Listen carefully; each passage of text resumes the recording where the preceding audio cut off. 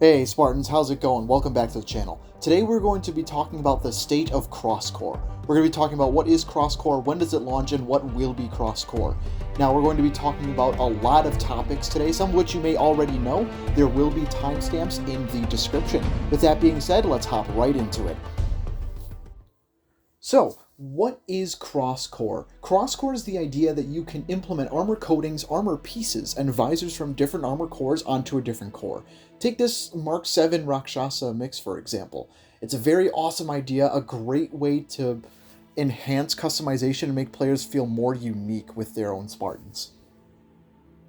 Now, when does CrossCore launch? Well, actually, 343 has already started rolling out CrossCore updates, starting with the visors in the August 2022 drop pod. The drop pod details that all current and future visors purchased or earned would be available on any armor core. And that was it for a while until the winter update, when 343 released a winter update with the announcement that all current and future armor cores would not only be free for all players, but cadet coatings would also be cross-core on every core for free with the launch of the winter update. And that was it until recently, which we'll talk about in a minute. Now, tackling on the next question, what will be CrossCore? Well, we actually have a statement from previous head of design, Jerry Hook, over at 343 Industries, who in a Season 2 community livestream kind of details what that's going to look like. Check it out. In canon cores, so your Spartan 5 to 7 to whatever we're doing for Infinite on a canon perspective, we're trying to make that ubiquitous. So if you earn a coating, it's usable across all of those cores, or if you earn a shoulder piece, it's usable across all those cores. And our visors, your helmets, your coatings, those will be the first things that we go after, and then we'll slowly trying to move everything to be more ubiquitous. It gets a little harder when you take a look at, say, the Yori armor or some of the fracture cores, because they do have just fundamentally different structures that not everything fits in. So right now we're really taking a look at the canon cores and leaving the fracture cores to their own right now. But again, send us your feedback, let us hear that, and that'll help us, basically where we're going to put the team to go and focus on.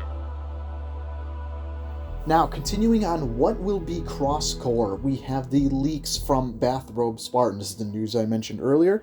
Bathrobe Spartan on Twitter, who has been behind the early leaks of the Noble Intention event and the most recent map leaks I talked about in my previous video. Bathrobe Spartan has leaked a list of armor coatings that supposedly will work across all the armor cores shown on the left side of the data table. The cores in question are Mark 7, Mark 5, Rakshasa, Mirage, and Chimera.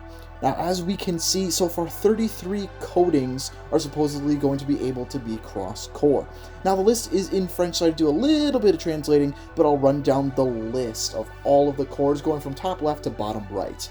First, we have Silent Snow, Watchdog Neo, Drifting Sapphire, Watchdog, Temple Gardens, Blood Shadow, Splinter Desert, Epsilon Spring, Epsilon Autumn, Epsilon Winter, Sandgrass Fields, Shards of Red Steel, Cadet colors including blue, red, brown, cyan, green, gray, olive, orange, brick, sage, purple, yellow. Then we have Forgotten Sands, Snowy Roofer, which was the best translation I could possibly find, which is really weird, but we'll run with it. Burning Sky, Marked Sky, Disruptive Brush, Burgundy, Steel Blue, Red, and Green. Literally translated as Sage Green. All these are super exciting. My favorite CrossCore is going to have to be Splinter Desert. I love that coating. I cannot wait to run that on all cores. Anyway, that's all I had for this video. Like, comment, subscribe, and have a great day, Spartans.